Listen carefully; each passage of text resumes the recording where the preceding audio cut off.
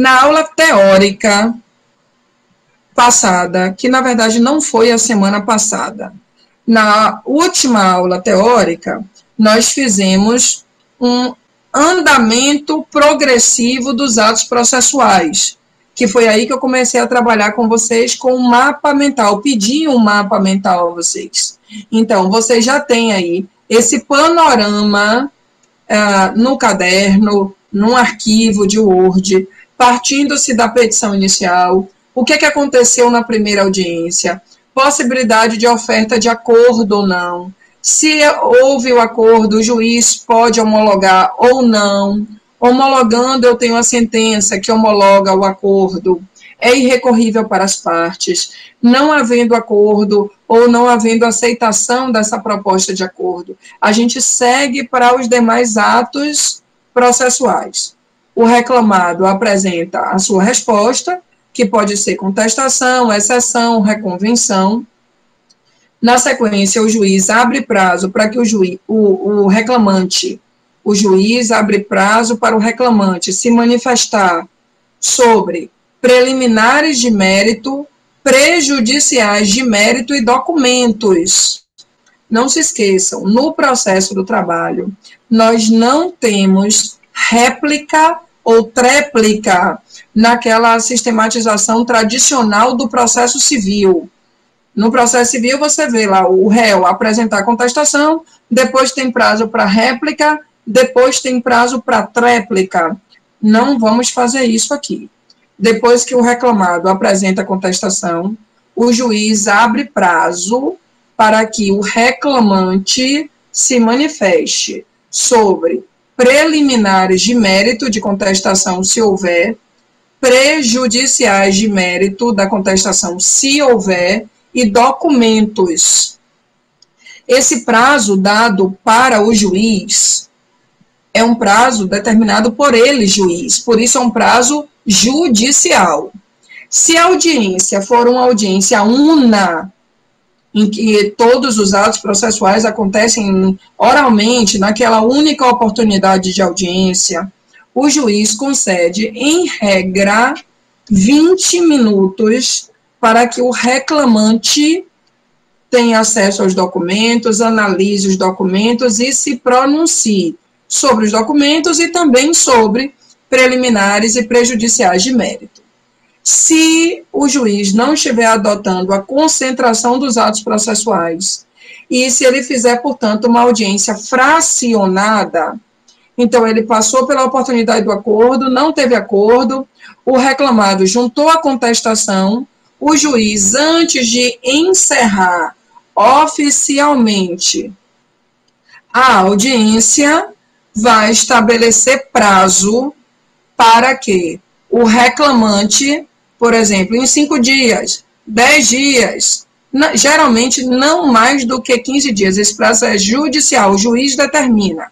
Então, o juiz determina prazo para que o reclamante apresente essas manifestações sobre preliminares, prejudiciais de mérito e documentos e já designa nova data para audiência.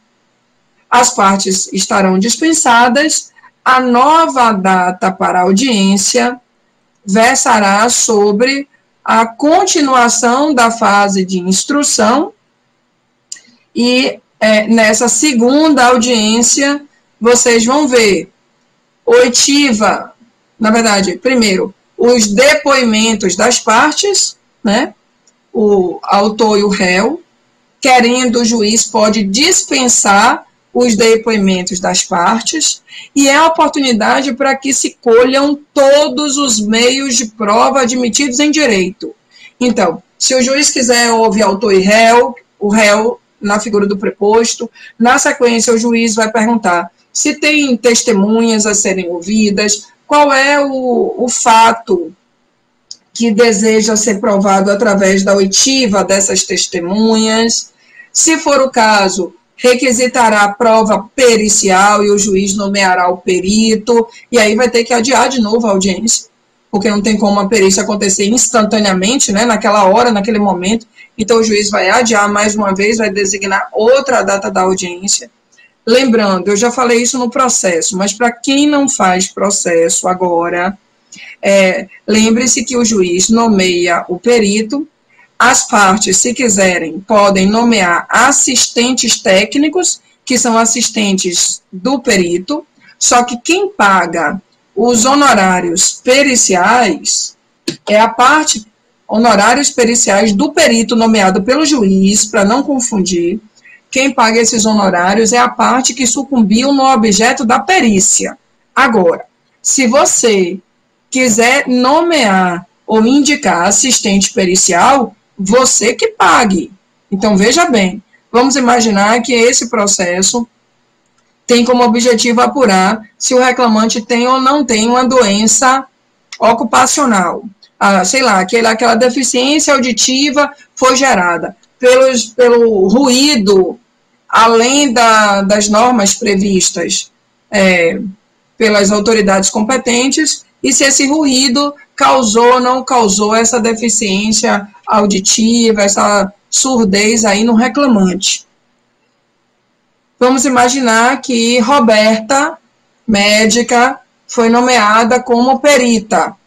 Eu sou advogada da empresa e você, sem ser Roberta aí, é advogado ou advogada do reclamante. O juiz nomeou Roberta perita, fixou os honorários periciais e quem vai pagar esses honorários será ou eu ou você. Um de nós, ou qual de nós tiver sucumbido quanto ao objeto da perícia. Então, se você é o advogado do reclamante e se o juiz indeferiu o pedido, na verdade, indeferiu o pedido de responsabilidade da empresa, porque entendeu que a deficiência auditiva foi uma doença pré-existente e não teve nenhum nexo de causalidade com a atividade desenvolvida pelo reclamante, você sucumbiu no objeto da perícia, você vai pagar a Roberta, perito. Se a empresa foi condenada a essa responsabilidade, serei, como empresa, sucumbente no objeto da perícia e, então, pagarei os honorários periciais. Agora, vamos imaginar que a empresa também quis indicar Antônio como assistente pericial e você quis indicar Manuela como assistente pericial. Os assistentes técnicos são pagos pela parte que indicou, não é parte pelo sucumbente quanto ao objeto da perícia. Quem quiser reler esse assunto na CLT, artigo 790B de bola, versará sobre os honorários periciais, ok? Bem, feita aí essa audiência de instrução, é exatamente aí o momento para a colheita de todos os meios de prova admitidos em direito. E aí, por isso que você deve estar vendo o artigo 818 da CLT. Só para lembrar a quem incumbe o ônus da prova. Né? Quanto ao fato constitutivo do direito do autor, o ônus da prova é dele mesmo. Quanto ao fato extintivo, modificativo ou impeditivo do direito do autor, o ônus da prova é do reclamado. Na verdade, essas regras de incumbência quanto ao ônus da prova são exatamente as mesmas do CPC. Nada de novo para você. No artigo 819, essa possibilidade aí de depoimento das partes e testemunhas, se porventura alguém não falar a língua nacional, será feita aí esse depoimento através do intérprete, né? Um tradutor, ou intérprete ou tradutor, nomeado pelo juiz, lembrando que as partes e as testemunhas serão inquiridas pelo juiz ou presidente, podendo ser reinquiridas pelo intermédio do juiz a requerimento das partes, de seus representantes ou dos advogados. Eu já também disse uma coisa lá no processo do trabalho. A depender do rito, as partes podem indicar 1, 2, 3 ou 6 testemunhas. Se a ação estiver tramitando sob o rito sumário, cada parte indica uma testemunha no máximo. Isso está na Lei 5584 de 1970. Caso o rito adotado seja o sumaríssimo, cada parte pode indicar até 2 testemunhas. Isso está no artigo 852, H, parágrafo 2º. E se o rito for ordinário, cada parte não indicará mais do que 3 testemunhas, sendo esse número elevado a 6 para o inquérito de apuração por falta grave. O inquérito de apuração por falta grave tem previsão nos artigos 853 a 855 da CLT. Então, feitas essas considerações sobre os meios de prova, eu fiz também, aí colacionei nos slides que já estão disponíveis para vocês, essa sequência de artigos, justamente para facilitar essa releitura ou essa revisão, especialmente em respeito a vários alunos que fizeram processo no semestre passado, agora só estão fazendo prática, naturalmente não terão memória para lembrar de absolutamente tudo, vocês lembram da maior parte das informações. Então eu fiz aqui uma coletânea de artigos da CLT que te ajudam a lembrar essa fase de instrução que acontecerá durante o processo de conhecimento. Pois bem, também coloquei aqui os artigos da CLT, da petição inicial, dos ritos, e aí eu vou pular absolutamente isso tudo, até copiei aqui não só o rito sumaríssimo, mas também o inquérito de apuração por falta grave. Eu tive esse nível de detalhismo, pensando no mapa mental que eu pedi a você. Eu achei isso aqui na internet, coloquei a fonte ali, guia trabalhista, achei massa essa sequência de organogramas, porque te dá uma visão muito panorâmica do nosso conteúdo de processo. Se você for passear aí pelas setas, saindo da petição inicial, notificação do reclamado, audiência inaugural, né, ou inicial, aí aqui, o que é que acontece se as partes não comparecem? Se o reclamante injustificadamente não comparecer, arquivamento do processo, se quem faltar for o reclamado, revelia, confissão ficta, o juiz oferece possibilidade de acordo. Se o juiz homologa, aqui a gente vai para um fim do processo, mas, por favor, lembrem-se do meu nível de detalhismo, que foi maior do que esse. Eu disse assim, se houver o acordo, a gente vai aguardar o processo até o cumprimento integral do acordo, porque se o acordo não for cumprido, na Justiça do Trabalho, processar-se-á a fase de execução desse acordo, inclusive com a imputação de multa por descumprimento do acordo. Agora, esse organograma mais simplinho está considerando o acordo cumprido, graças a Jesus, fim do processo. Se não há acordo, segue-se com a defesa de mérito, audiência de instrução, tá vendo? Colheita de provas, foi isso que a gente acabou de falar. Depois da colheita de provas, o juiz se direciona para alegações finais. As alegações finais são oportunizadas num prazo de 10 minutos por parte, se elas forem feitas oralmente. Então, se as alegações finais forem oralmente, 10 minutos por parte.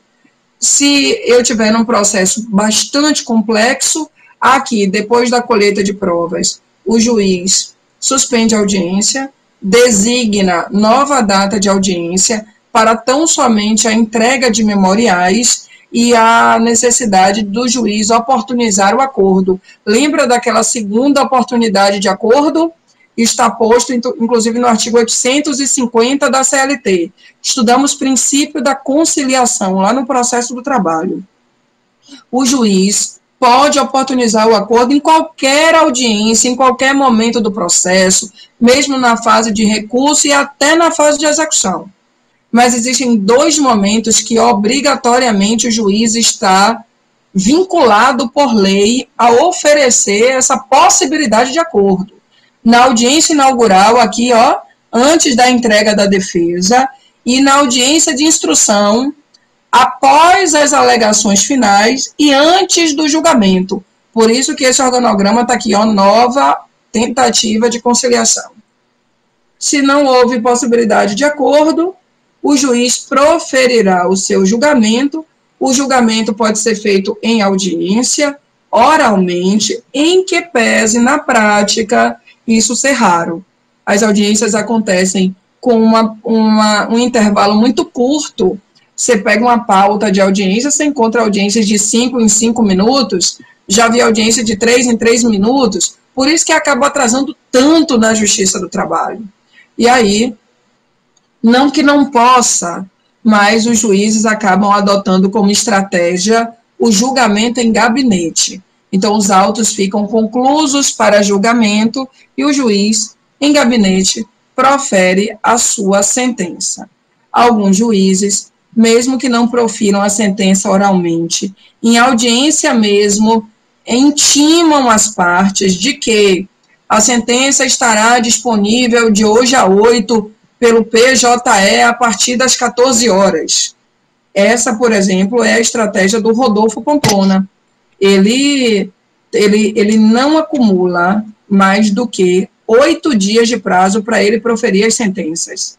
Então, se ele fez uma audiência que hoje ficou concluso para a sentença, ele já intima as partes que de hoje a 8 a sentença já vai estar disponível. Às vezes ele disponibiliza antes, mas mesmo que ele disponibilize antes, o prazo só vai contar a partir, por exemplo, de hoje, a partir das 14 horas, como ele fez constar na ata de audiência.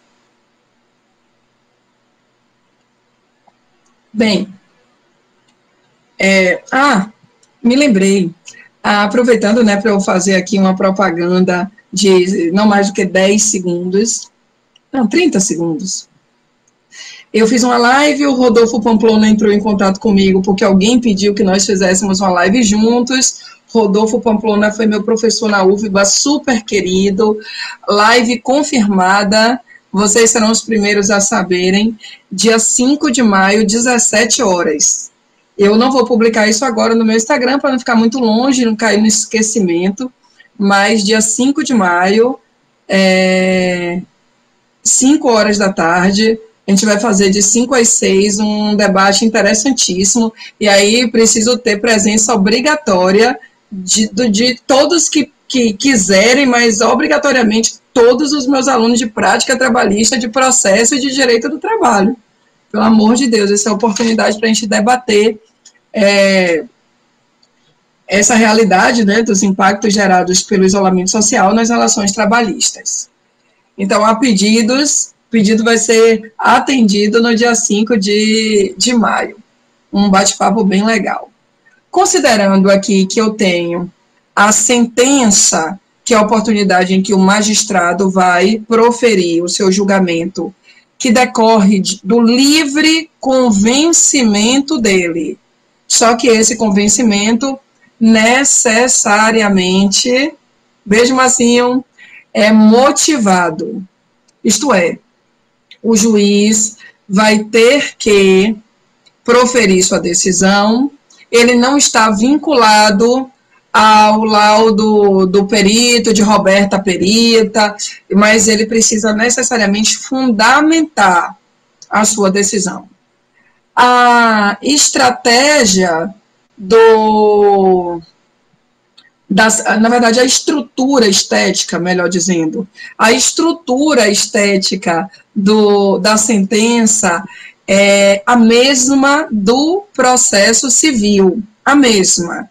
Então, pense aí na sentença do processo civil. Eu tenho aqui o relatório, né? O relatório pode ser dispensado no processo do trabalho, nas sentenças de ações que tramitam sob o rito sumário e sumaríssimo. O relatório só é obrigado para as sentenças de ações que tramitam no rito ordinário. Então, depois do relatório, a gente tem a parte de fundamentação da decisão. Essa fundamentação é uma parte em que o magistrado vai cumprir o princípio da adstrição. O que é esse princípio da adstrição? É aquele princípio que faz vincular o juiz ao que foi pedido. O juiz não pode proferir sentença extra-petita, citra-petita, nem ultra-petita. O juiz está restrito ou adstrito ao que for objeto do pedido. E pode acontecer também o pedido contraposto, né, que é um pedido que vem do autor, do réu, contra o autor. Então, é possível, desde que seja objeto dos autos, objeto da demanda. Pois bem, o juiz vai proferir esse julgamento, fazendo o relatório. Na parte de fundamentação, ele vai ter que analisar cada pedido do autor, cada pedido ou contrapedido do réu, e vai deferir ou indeferir cada pedido, julgar procedente ou improcedente a ação trabalhista. Mas esse julgamento da ação trabalhista já vai habitar a parte dispositiva da sentença. Então, na parte de fundamentação, o juiz defere ou indefere cada pedido e vai fundamentando. Ali ele explana o seu livre convencimento motivado. Depois que ele analisou cada um dos pedidos, ele vai para a conclusão da sentença. É o que nós chamamos de parte dispositiva. É a parte em que o juiz vai julgar a ação improcedente, ou parcialmente procedente, ou totalmente procedente. Para os pedidos de natureza condenatória, o juiz, inclusive, vai trazer ali a condenação. A sentença pode ser líquida ou ilíquida. Se a sentença for líquida, o valor da condenação é exatamente e com precisão o valor, a soma dos valores provenientes dos pedidos que geraram condenação para o réu. Se a sentença for ilíquida, o juiz vai arbitrar o valor da condenação e deixará para a fase da liquidação a oportunidade em que, de maneira exata, serão apurados os créditos do reclamante. Nesse sentido, quem tiver dificuldade, por favor, contrata Márcio. Márcio vai fazer os cálculos e daí vai apresentar essa liquidação da sentença, lembrando que o calculista, pensando numa boa-fé processual, vai então seguir à risca todos os pedidos e tão somente os pedidos que foram deferidos pela sentença proferida pelo juízo ACOL. Bem, ainda nessa parte final da sentença, na parte dispositiva, o juiz não vai apenas dizer se a ação é procedente ou improcedente, ele vai trazer a condenação, né, o valor da condenação, ainda que seja de maneira arbitrada. O juiz também vai ter que analisar, se for o caso, o pedido de assistência judiciária gratuita ou o pedido de justiça gratuita. Estou dizendo isso porque não analisamos no processo do trabalho a gratuidade da justiça no momento igual ao processo civil, no início da distribuição do processo. Só fazemos isso ao final, lá na sentença. Então, é na sentença que o juiz vai analisar o pedido de justiça gratuita. Uso também essa oportunidade aqui para dizer a vocês que, ainda que não tenha havido o pedido da gratuidade da justiça, o juiz pode, se entender necessário e devido, deferir de ofício, conceder de ofício a gratuidade da justiça. Então, se houve o pedido, o juiz vai analisar na sentença. E se não houve, o juiz pode até conceder de ofício a gratuidade da justiça para a parte sucumbente, se for ali manifestamente carente, né, na forma da lei. O artigo 789 da CLT traz aí os parâmetros para a concessão da justiça gratuita. O juiz também vai trazer a condenação em honorários sucumbenciais. E, por favor, quem não lembra dos honorários sucumbenciais, leia o artigo 791 da CLT. Já citei o artigo 789, agora eu estou citando o 791A da CLT.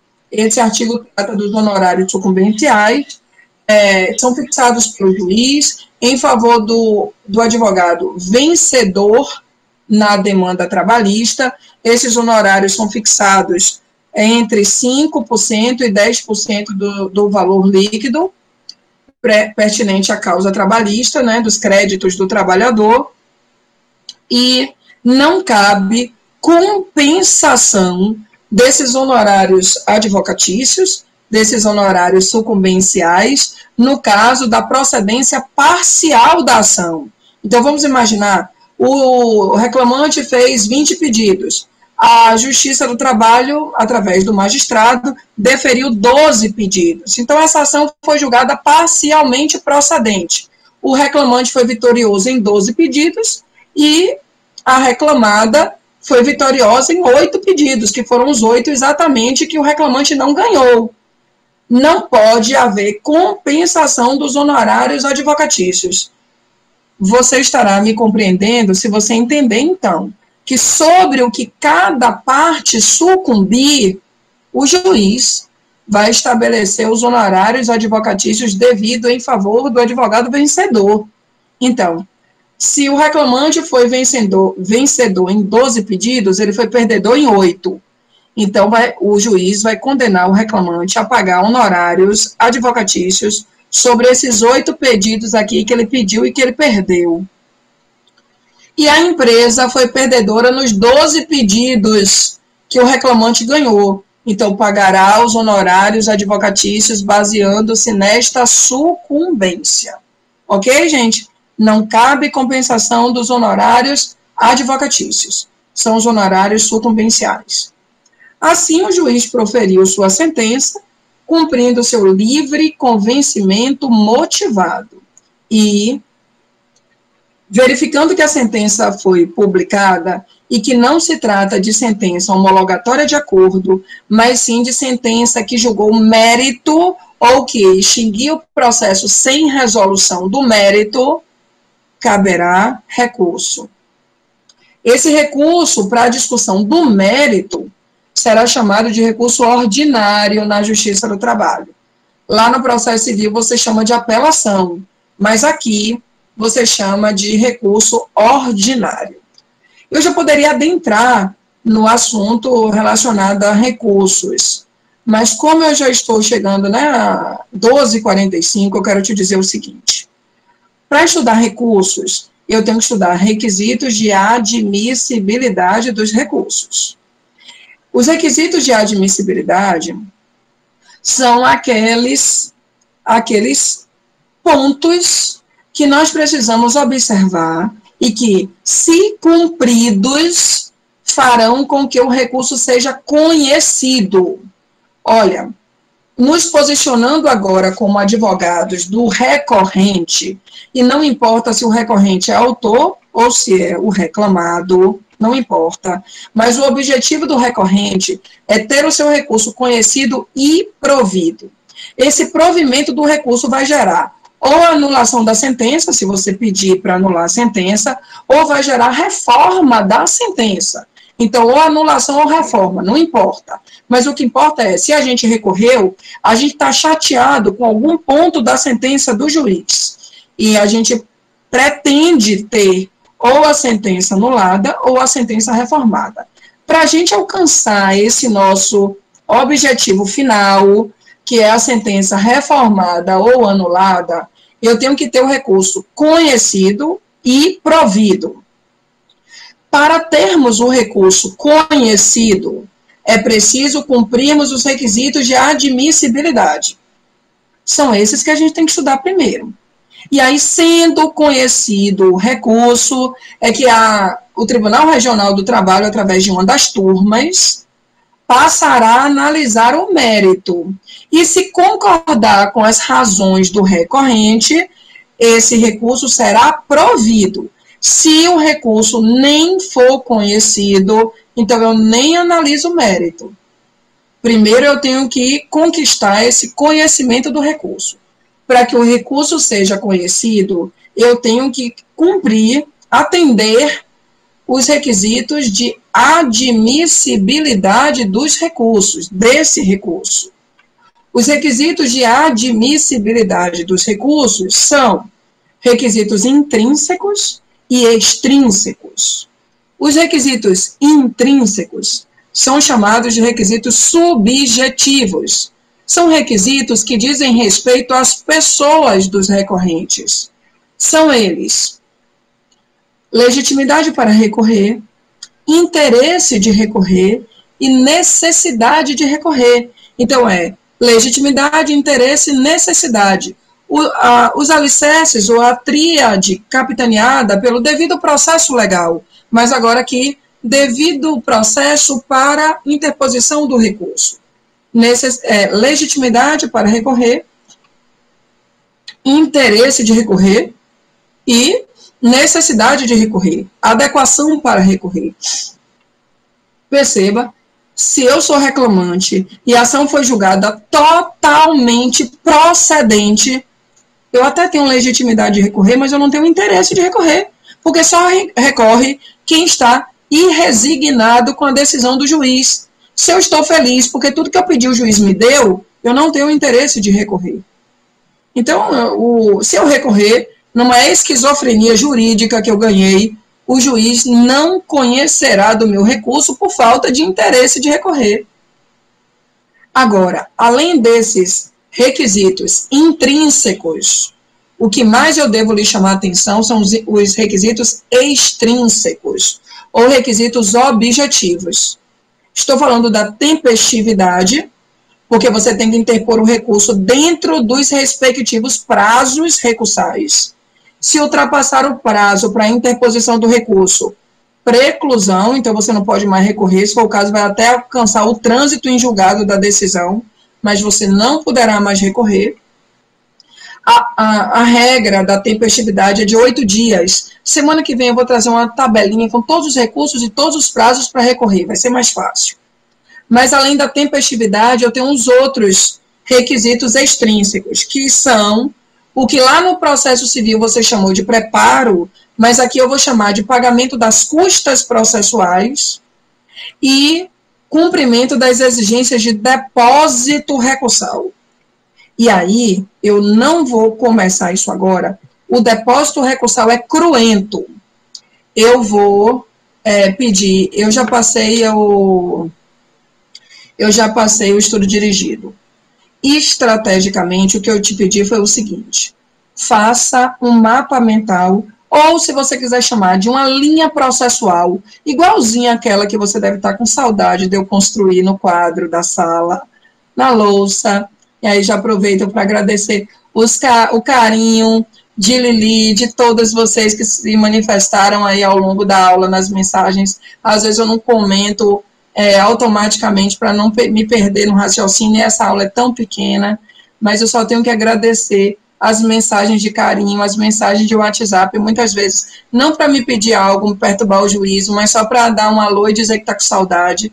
Isso é muito gratificante também.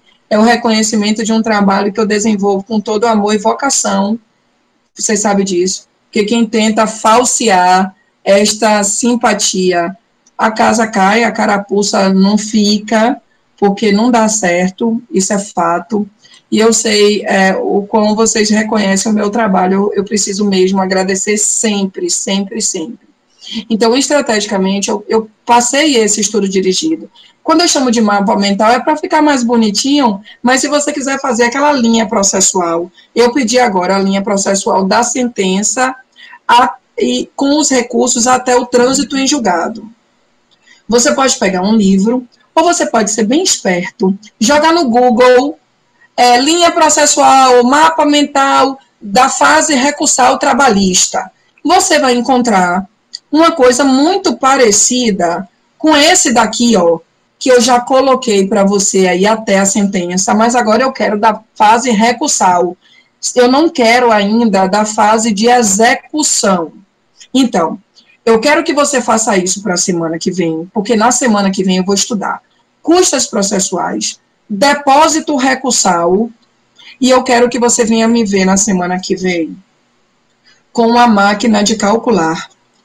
Nós vamos superar todos os nossos limites e todas as nossas deficiências. Porque se já era difícil eu lhe ensinar cálculos presencialmente, eu vou ter que entrar no assunto de depósito recursal à distância, tá? E aí vou ter que fazer uns cálculos aqui, meu PowerPoint vai vir poderoso, eu não coloquei ainda aí nos slides que você tem, mas venha pelo amor de quem você crê, com sua máquina do lado, para você me acompanhar na semana que vem, que senão você vai se perder todo no depósito recursal. E é necessário pelo menos noções de depósito recursal aqui, porque o grosso, pesado, fica lá para as minhas aulas de processo do trabalho, porque você precisa, na prática trabalhista, fazer o quê? Fazer a petição de recurso, mas você tem que cuidar de fazer o depósito recursal, então fazer o pagamento das guias, com o recolhimento das custas processuais, se você não for isento desse pagamento, e do depósito recursal, se também não for isento. E se depositar errado, a menor, você pode ter um prejuízo. Agora a gente já tem até uma forma diferente de permissão da complementação desses depósitos, mas se você depositar a menor, for convocado para complementar, não completar, vai gerar recurso deserto. E o recurso deserto é não conhecido. Aí você não vai ter o mérito do seu recurso analisado. Então, façam esse organograma, se quiserem chamar assim, muito parecido daqui, ó, só da sentença até os recursos, até a coisa julgada. Semana que vem a gente vai estudar mais informações de requisitos de admissibilidade, na verdade, só custas e depósito recursal, e a gente já vai estudar embargos de declaração e recurso ordinário. Aí eu devo acabar a aula te ensinando o esqueleto do recurso ordinário, para que, então, só de hoje a 15, a gente possa fazer a primeira petição de recurso ordinário, e aí vocês vão ter esse acompanhamento, inclusive, com Viviane. Ainda que eu me encaminhe para o recurso, conforme anunciado por mim desde as primeiras aulas, a sua prova de prática vai ser uma petição inicial. Eu vou passar uma petição inicial, a gente fala disso mais detalhadamente na próxima semana, mas eu já tinha dito que a primeira prova era uma petição inicial. Então, a gente está vendo isso e vai dar tudo certo. A gente vai fazer simulado para testar o sistema das provas, enfim, vamos fazer isso para que não haja nenhum tipo de erro ou problema. Se houver erro ou problema por parte do sistema de responsabilidade institucional, no dia da prova, vocês nem se preocupem, a gente tem que resolver. A gente vai fazer outro dia, a gente não vai poder deixar vocês com prejuízo. A preocupação de vocês é só para que vocês tenham acesso à internet, até porque quando o sistema falha, o sistema registra. Quem é de TI sabe disso. Então não pode o ninja, né, o ET perdidaço no espaço, querer dizer que não conseguiu fazer a prova porque deu erro no sistema, porque os nossos monitoramentos informatizados vão detectar todas as panes. Mas se realmente tiver algum problema, a gente assume esse ônus, não se preocupem. Viu? Obrigada pela presença de todos vocês. Eu vou fazer um convite especial para quem quiser, né, assistir a aula de prática da próxima quarta-feira, que vai ser 2 aulas seguidas, de 17h20 até as 19 horas. É que o sistema não funcionou uma aula, a gente teve um prejuízo maior, à noite a gente está um pouquinho atrasado, então eu vou fazer uma aula maior para a gente correr atrás desse atraso. Se você, porventura, perdeu alguma aula de manhã, quiser participar, só pega aí com aqueles links que Márcio brilhantemente organizou e passou para vocês, porque o link não é o mesmo da turma, não é o mesmo das aulas de manhã. Todas as aulas são gravadas, né, mas o link da aula de manhã é diferente do link da aula da noite. Eu estou devendo, Marcinho, a você o meu link principal para você ter acesso a todas as aulas que eu também quero postar no YouTube, mas vocês vão ter acesso, sim, a essas aulas, estão tendo, né, acesso a essas aulas que os professores gravaram, estão gravando. Ademais, qualquer tipo de dúvida, de dificuldade, pergunta ao professor da disciplina, que certamente ele vai ajudar bastante você, fora os colegas, que na pessoa de Márcio, eu agradeço mais uma vez por todo o auxílio, toda a ajuda. Sem esses colegas, não estaríamos superando as dificuldades que nos foram postas nesse tempo de isolamento sem planejamento antecipado. Obrigada para todos vocês, um beijo no coração, boa tarde, bom feriado amanhã, até breve. Tchau, gente.